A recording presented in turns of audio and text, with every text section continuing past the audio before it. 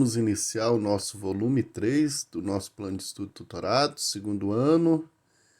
Esse PET promete aprofundarmos bastante elementos da filosofia para que assim nós possamos mergulhar nesse mundo do pensamento, do filosofar, muito importante para a nossa vida como seres humanos e como pessoas que vamos nos formando como cidadãos, pessoas críticas, conscientes.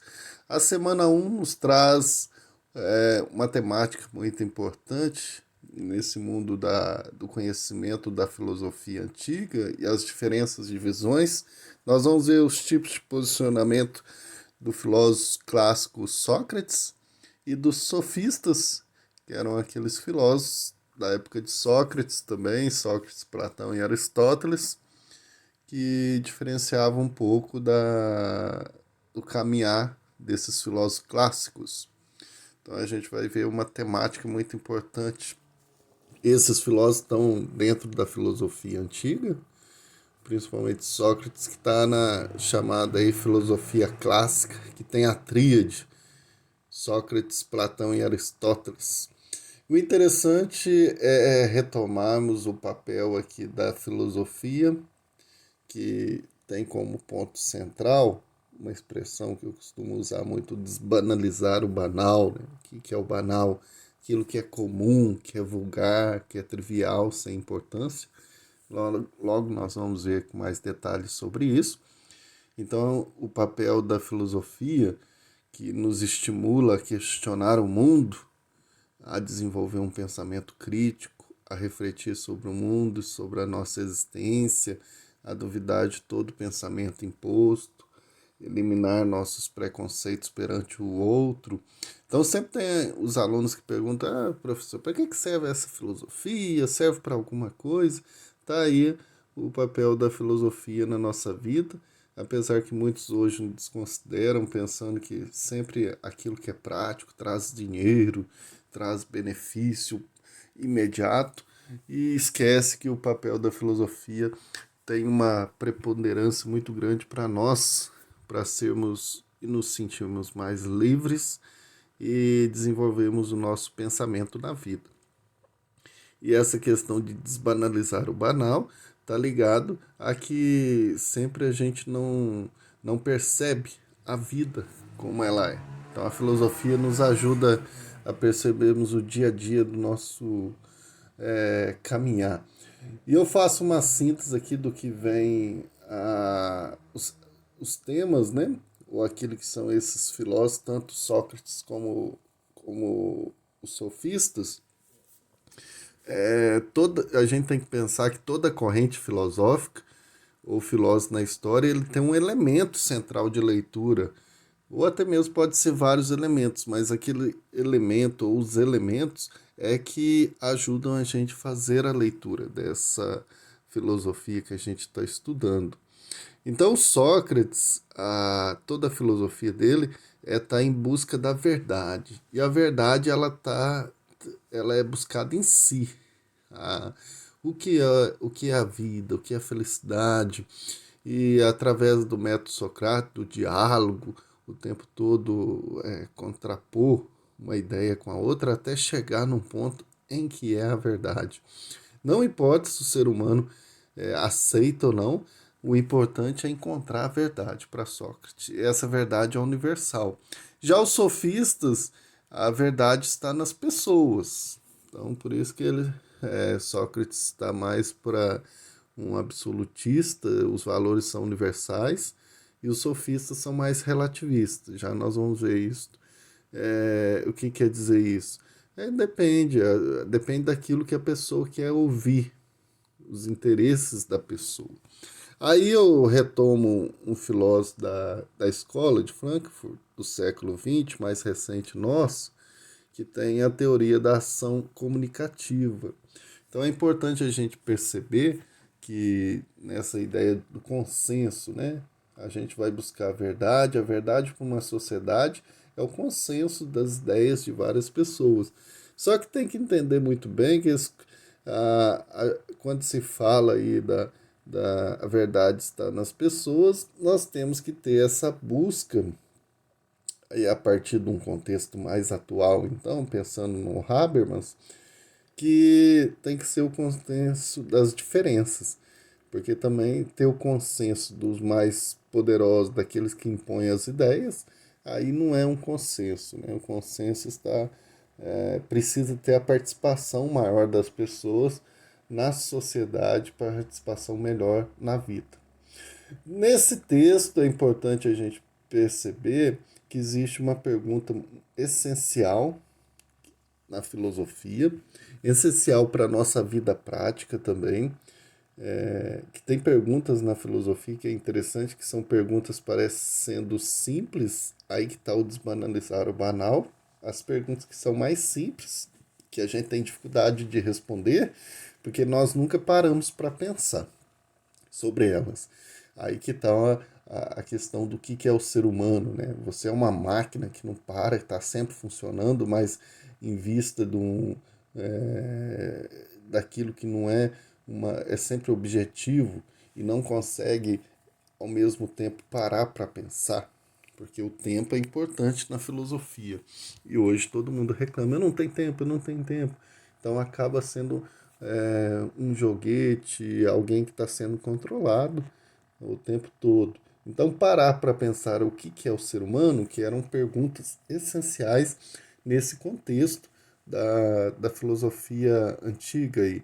Porque se a gente pega os pré-socráticos, a preocupação deles é qual que é a origem das coisas, origem do universo, origem do cosmos, sobre a natureza, tudo de onde vem não só o ser humano, mas tudo. No contexto aí já dos filósofos clássicos, a pergunta é essencial, o que é o ser humano? O que nos define como pessoas? Qual que é a nossa diferença de todos os outros seres vivos, né? E há uma diferença muito interessante que aparece aí, que aí está ligado entre os sentidos e a razão, que vão ter aí controvérsias até a modernidade, até tempos modernos, sobre essa questão. É uma contraposição, porque os contemporâneos depois vão resolver sobre isso, até mesmo deixando um pouco aberto, mas é uma relação de conflito entre os sentidos, aquilo que eu percebo, meus sentidos percebem, e aquilo que eu penso. E sempre foi muito valorizado o pensar, principalmente por esses filósofos. Na contemporaneidade, os sentidos eles retomam com uma importância muito grande, mesmo lá na modernidade também, que tem os empiristas, mas a questão da relação de outras dimensões que é o ser humano. E vamos lá, os sofistas, eles sempre foram considerados na história da filosofia como falsos filósofos. Então até a palavra sofista, sophistes, quer dizer um professor de filosofia, é um professor de sabedoria, mas que era olhado de forma pejorativa, porque eles cobravam por aquilo que eles ensinavam e falavam aquilo que as pessoas queriam ver. Então eles sempre foram criticados duramente por Sócrates, por Platão, por Aristóteles, mas não entrando em tantos detalhes, porque aqui a gente vai dar um panorama dessas oposições, dessas visões diferentes entre Sócrates e os sofistas, mas eles também têm uma grande importância na história da filosofia por dar importância às questões relativas, né? Cada um tem a sua ideia, então isso é muito importante. A subjetividade que eles levam também, que é o que? A particularidade da ideia. Eu tenho a minha opinião, muito na sala de aula, os alunos falam, professor, eu tenho minha opinião. Importante. Aí a questão do sofista não é só ter a sua opinião, você tem que argumentar também, né? Então eles eram muito versáteis, muito inteligentes nessa questão da arte da argumentação, da retórica, né? Persuadir os ouvintes. Então parece muito os políticos que nós temos hoje. mas eles têm uma importância muito grande de relativizar o discurso, relativizar. Enquanto Sócrates, Platão e Aristóteles buscam a verdade universal, eles já relativizam, eles levam para o campo da opinião, daquilo que cada um busca também o seu interesse. Né? São muitos famosos, e dentre eles nós temos o Protágoras, o Hípias, o Transímaco e o Gorgias, que é muito citado nos diálogos de Platão, né? Sempre Sócrates debatendo com eles.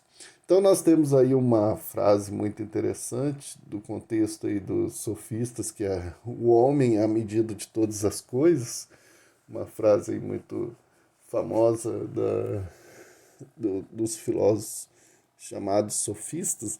Então, o homem é a medida de todas as coisas, das coisas que são o que são e das coisas que não são o que são. Então, é bem evidente aí essa corrente chamada relativismo, que relativiza. O que é relativizar? É conforme. Então, o homem é a medida de todas as coisas, ele se mede conforme a necessidade, conforme um momento. Então, nós temos essa imagem que veio no texto, é muito interessante, você tem todas, vocês conseguem perceber, depende do ponto de vista. Se você virar a cabeça, se você girar a imagem, ela vai ter várias perspectivas. Então, uma escada, enquanto ela sobe, ela pode ser que desce também, ela pode estar descendo.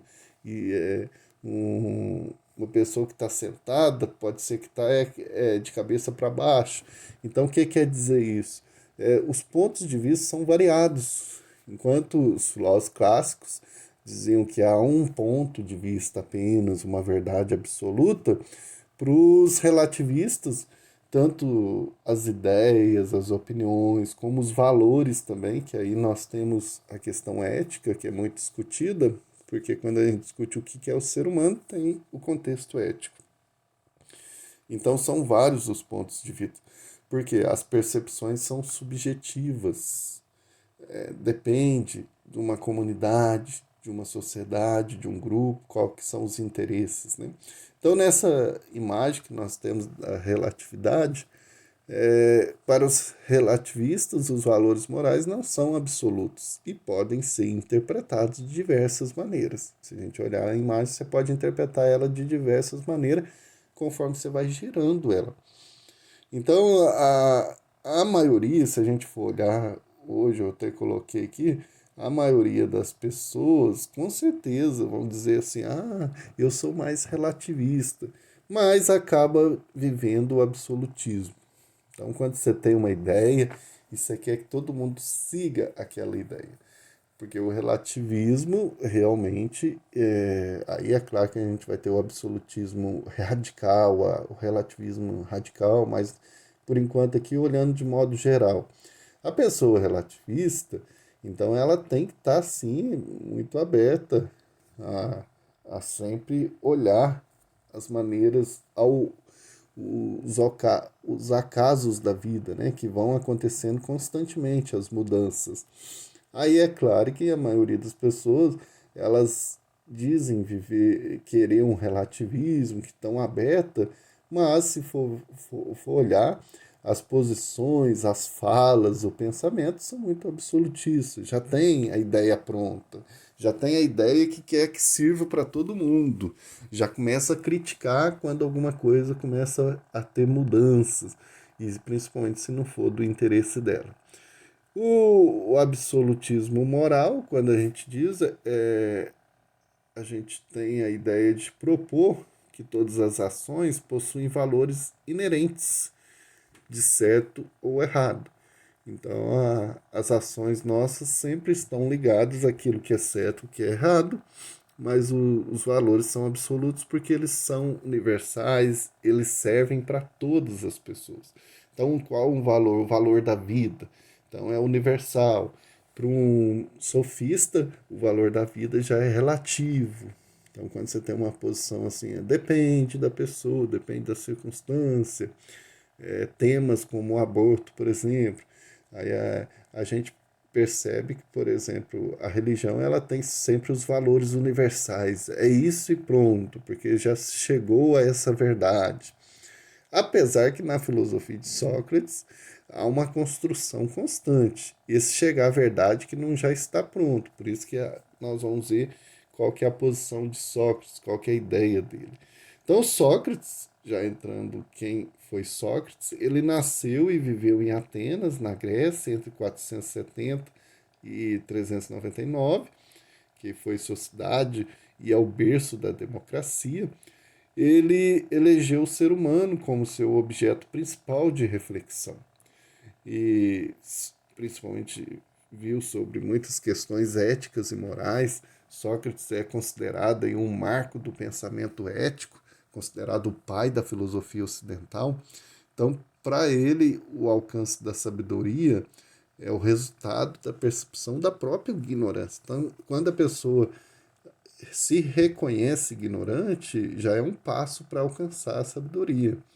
E buscou atingir, então, a verdade através da prática filosófica do diálogo, o dialogar.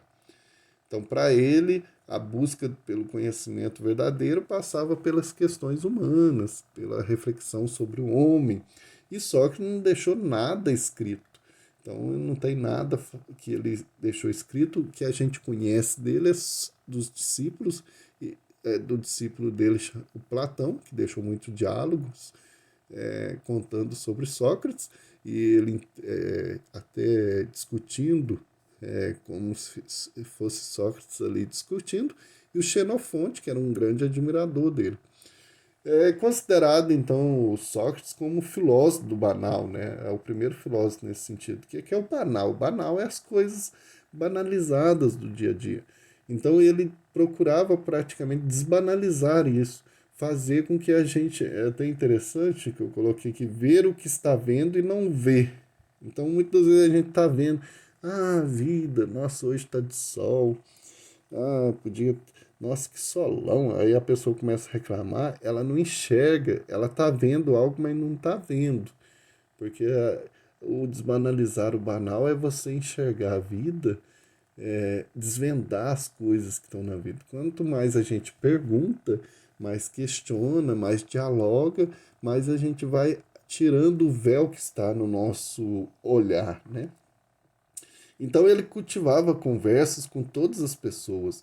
O filósofo que acreditava ser uma espécie de parteiro das ideias. Não, o filósofo é o parteiro das ideias, que relembra aí a mãe dele, que era parteira. Então, o método da maiêutica. Quanto mais você vai conversando com a pessoa, eu não sei disso, eu não sei daquilo. Você vai conversando, a pessoa vai descobrindo que sabe muita coisa.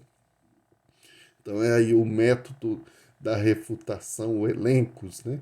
O que é o método refutar? Você tem uma ideia, você acha que está com a verdade, vem alguém e busca contrapor essa ideia. Isso é muito importante no diálogo. Diálogo não é assim, conformar. Quando eu diálogo, eu debato. É muito difícil nós brasileiros entender isso, porque a gente tem dificuldade de dialogar. Dialogar e debater mesmo as ideias. Porque as pessoas começam a debater e em um segundo já está um xingando o outro, porque só porque o outro fala alguma coisa diferente, contrapõe. Nós temos muita dificuldade nisso e a gente precisa muito aprender. Porque quanto mais a gente refuta a pessoa, ou seja, eu consigo superar a ideia dela e coloco uma ideia diferente e superior, ou posso dizer contraposição, isso ajuda a gente a alcançar a, a verdade. Então, a busca desse diálogo é para afastar as ilusões dos sentidos, examinar as contradições das aparências e das opiniões, para poder abandoná-las e passar da aparência à essência, da opinião ao conceito. Então, ele agia de ironia. Ironia, hoje em dia, a gente encara como uma pessoa que é falsa, não, que está ironizando. Não, ironia na filosofia socrática é muito importante. É para mostrar que o interlocutor, aquela pessoa que está se reconhecendo como sábia, para desfazer, para mostrar que isso que ela está falando não tem muito sentido, ou pode ser mudado, ou não é uma verdade absoluta. Então, a ironia ela é um ponto muito importante no método socrático.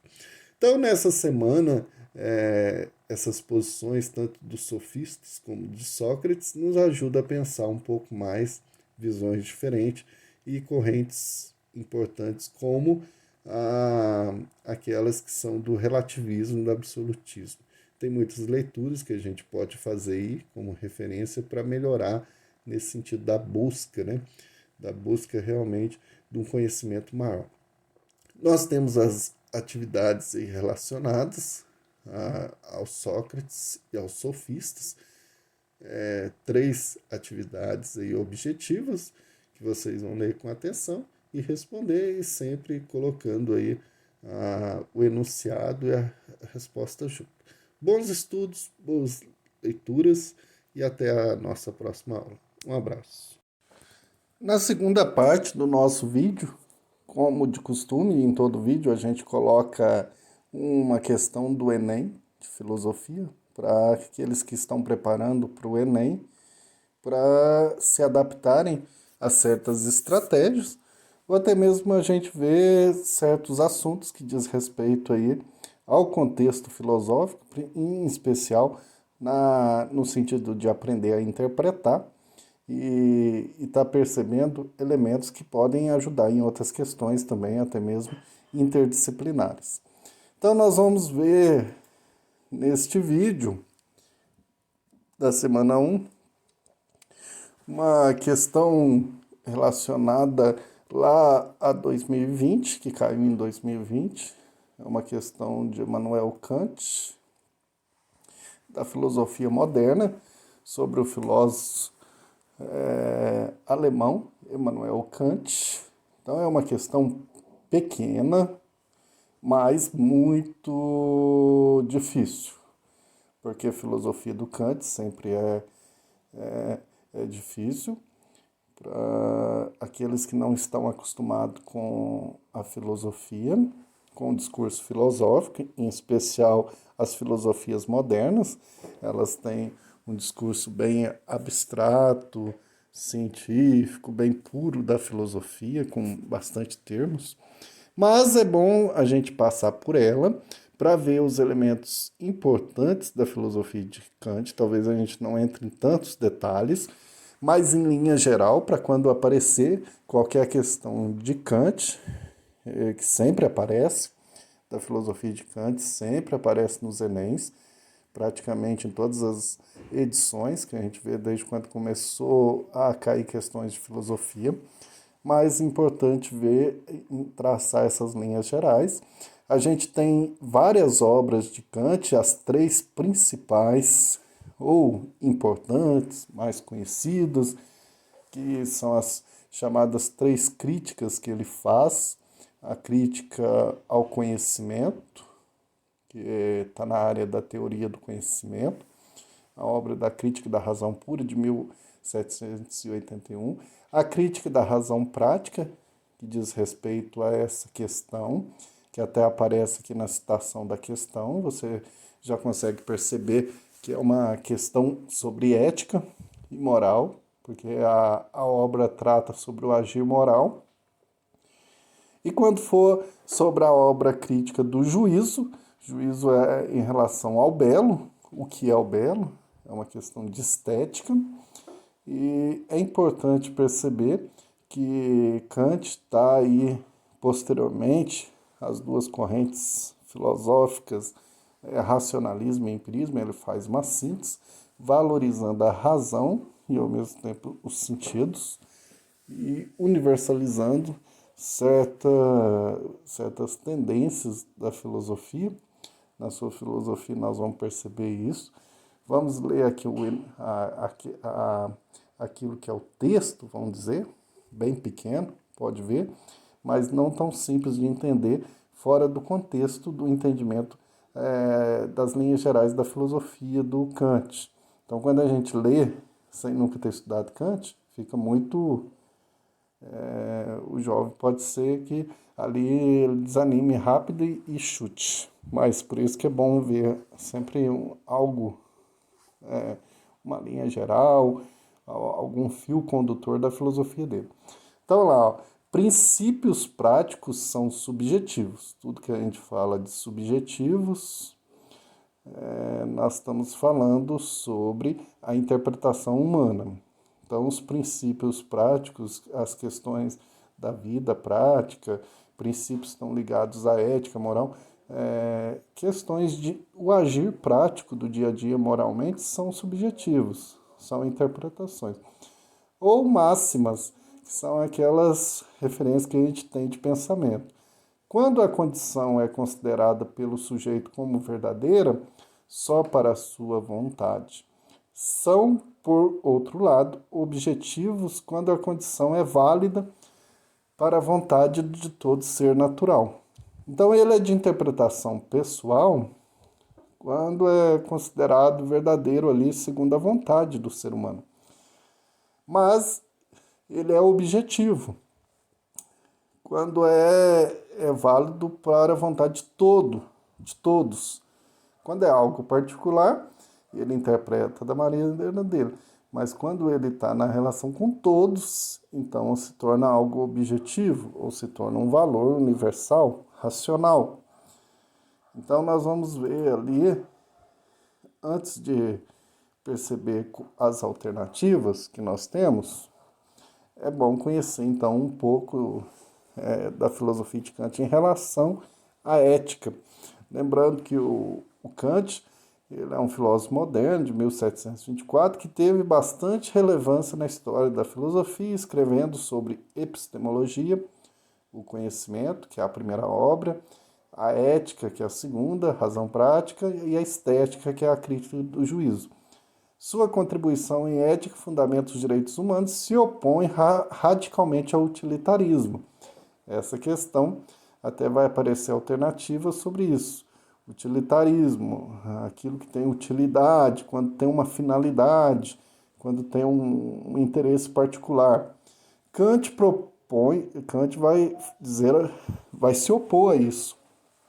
Muitas vezes a gente tem que ser ético, não por utilidade ou por uma particularidade, mas pelo dever, pelo imperativo categórico que nós vamos ver. Kant propõe para a questão de direitos e deveres humanos um fundamento diferente para a época. Então ele vai colocar de forma de oposição ao que a época pedia, né? Ele parte da ideia de que somos seres racionais, merecedores de dignidade e respeito. Então, nós somos seres de razão. A moral não está fundamentada no aumento da felicidade ou por qualquer outro tipo de consequência, finalidade. Então, para Kant, a moral é algo que não pode ser condicionada segundo a gente ser mais ou menos feliz.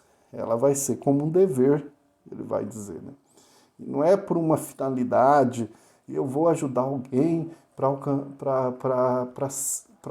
alcançar o reino dos céus, ou para ser, eu vou fazer o bem a alguém porque eu vou ser retribuído depois. Não, para ele, eu sou moral pela razão que eu tenho do sentido que é ser moral. Então isso daí é muito importante e vem dessa filosofia de Kant. Então a moral está fundamentada no respeito às pessoas como fim em si mesmas, não como fim de conseguir algo. Eu sou moralmente, eu ajo moralmente fazendo bem, não porque isso vai me retribuir, mas por causa, isso é interessante, porque a gente vê uma pessoa faz o bem para ser filmada, ou para dizer a todos que fez. Então, nessa explanação que ele faz do entendimento da moral como razão, ela tem que ser um bem maior. A razão prática é a busca de estabelecer o uso da razão não baseada na intuição sensível, nem na experiência. Então, ela não está baseada nos meus sentimentos, nas experiências que eu tive. Está na subjetividade, dentro de si, porém como um dever universal. Então eu faço bem não porque eu tive experiências que tocaram meu coração ou porque eu sou sensível a isso. Não, porque é um bem racional subjetivo que está dentro de mim, mas que me leva a um dever universal. O dever moral não é externo, não é cultural, social. Eu não tenho que ter aprendido pela religião, tenho que ter aprendido pela cultura, mas ele é alcançado internamente pelo sujeito. Então, de linha geral, a ética para Kant é um dever universal, ou um termo que aqui ainda não apareceu, um imperativo categórico. É uma categoria que impera sobre qualquer ser humano, porque tem valores que são, os valores para eles são universais, os valores verdadeiros. E na questão nós temos o enunciado, nós lemos lá sobre aquilo que é os princípios práticos subjetivos e os princípios objetivos. Então, a concepção ética presente no texto defende o quê? Então, igual eu disse aqui, aí nós temos que basear no texto que está dentro da crítica da razão prática e que diz respeito a esse entendimento sobre ética de Kant, que quando eu fico interpretando se uma ação minha é verdadeira só pela vontade minha, então esses princípios práticos não diz respeito àquilo que é realmente o que é objetivo na ação. O objetivo na ação, ele está ligado a todos, não é só uma vontade por si só, mas é uma vontade que está em mim e que ela é universalizada, né? Então nós temos aí a universalidade do dever, o dever de ser bom, ele é universal, independente da cultura, o ser bom não é algo que também é estimulado por ser recompensado posteriormente, né? E nós temos a alternativa que é a letra A, por quê? Porque a razão prática, ao legislar sobre a vontade, que a questão da ética é algo racional e não pela vontade, eu não faço bem pela vontade, mas porque racionalmente, por meio do imperativo categórico, eu cria a sua própria realidade, construída pelas ações. Então, as ações que eu faço de bem, elas estão racionalmente ligadas a esses valores universal. Então, eu sou ético pelo dever de fazer o bem, independente da cultura ou da pressão externa, mas pelo bem em si. É um valor universal que foge dos sentimentos. Então, não é os sentimentos que determinam. Aí nós temos depois as outras alternativas, que é bom a gente passar para perceber por que não são elas. Na letra B, nós temos a maximização da utilidade, é maximizar, aumentar a utilidade. Você viu que nós comentamos que a filosofia de Kant, ela contrapõe a esse utilitarismo, né?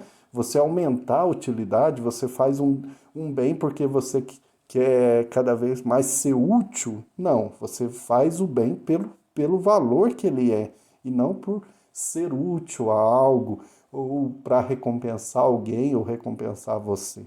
Então, esta daqui é contrária a essa. Mas se a gente tem que saber a filosofia de Kant para perceber que ele contrapõe a sua ideia de a ética é universal, os valores são universais, em contraposição a essa utilidade que era da época, né? Muito propagada. A letra C, aprovação pelos sentimentos? Não, porque o dever, a ética, o agir moral, ele é racional. Então a ética segue princípios racionais, não dos sentidos dos sentimentos. A identificação da justa medida, isso daqui é até uma expressão de Aristóteles, né? Você ter o meio termo aí, nem ser bom demais, nem ser mal demais, ter um equilíbrio, né? Mas não, é uma razão prática como dever, é um imperativo categórico, não uma justa medida. Então ele é absoluto, no sentido de que eu sempre sou chamado a fazer o bem, a viver o valor pela universalidade que ele é, sem mais, sem menos. E a última, obediência à determinação divina, Não, aqui nós estamos no contexto iluminista e Kant é iluminista, a razão que rege o homem, então tem toda essa questão do o homem, o sujeito subjetivo, não é uma religião que determina as suas vontades, ele não obedece à vontade divina para fazer o bem, não, ele obedece à razão, ele é racional, ele segue o imperativo categórico, que é o dever pela universalidade que está baseado na razão. Então vocês veem que tem muitos termos, essa é uma filosofia moderna, então de século XVIII, e que realmente nos conduz a pensar aí em linhas gerais, e principalmente é bom quem está estudando, preparando para o Enem, se quer aprofundar um pouco mais, aprofundar é ter essas 10 linhas gerais. Claro que o Enem não vai te exigir mais do que se propõe a entender essas linhas gerais das obras, principalmente essas 3 obras que sempre aparecem, que são as 3 temáticas dentro dessas 3 disciplinas, a filosofia de Kant, a teoria do conhecimento, a ética e a estética. Então, você sabendo isso, movido por essas linhas gerais, você vai conseguir dominar qualquer uma dessas questões de Kant. Bons estudos, boa preparação, continue estudando para o Enem e até a nossa próxima aula.